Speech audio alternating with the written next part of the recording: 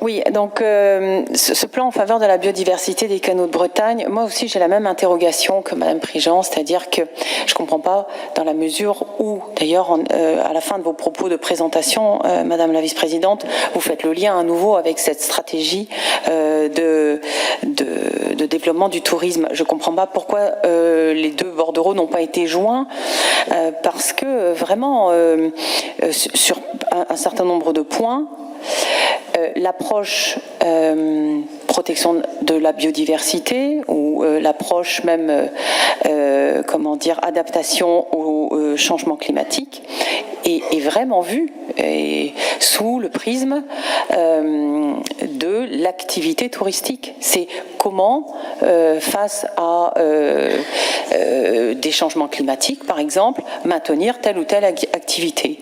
Je n'ai pas eu une lecture restrictive de ce bordereau comme du bordereau précédent.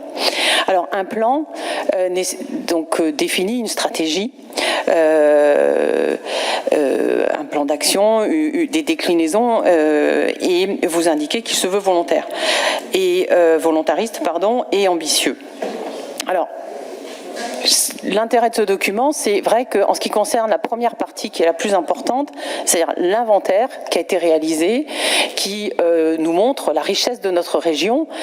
Effectivement, c'est un document très intéressant, d'une qualité tout à fait remarquable, et c'est un bonheur pour nous de découvrir toutes ces richesses dont on n'a pas forcément conscience si on n'est pas un spécialiste et un scientifique. Mais en ce qui concerne, moi j'attendais beaucoup, puisque ce document est un document politique, au-delà de la qualité universitaire, de la qualité remarquable de cet inventaire, moi j'ai regardé plutôt la déclinaison des actions pour répondre aux objectifs que nous nous fixons. Et je trouve, moi, j'y ai pas vu un plan Marshall en vue de défendre ou de préserver la biodiversité de nos voies navigables et de nos canaux. Je me suis même interrogée, vous allez me répondre, j'ai eu un peu le sentiment que, parce que le public concerné, disons, les acteurs concernés pour telle et telle action étaient très, très majoritairement les services de la région.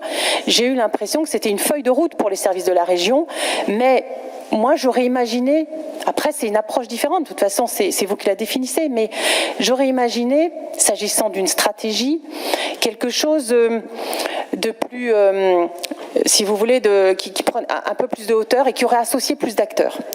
Il est vrai que vous faites état des différentes structures, des acteurs qui sont présentes sur le territoire et qui s'intéressent à ces questions-là. Mais